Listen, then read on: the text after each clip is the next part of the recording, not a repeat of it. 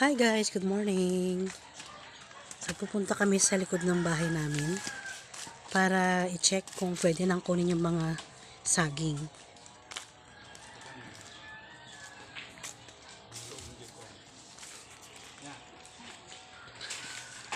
So may konting tanim po kaming saging dito sa likod bahay.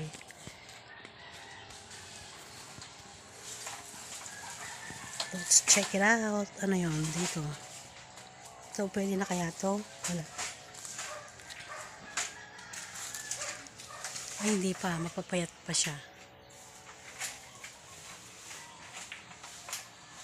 So, siguro guys mga 3 weeks more bago siya pwedeng i-harvest. So dito tayo sa kabila.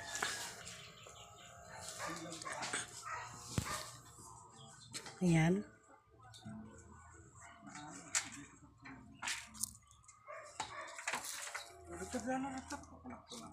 Ayun.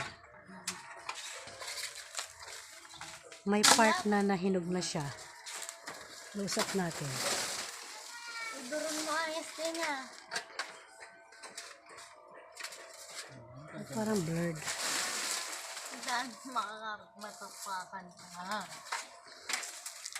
Ayan, si Bunso and hubby.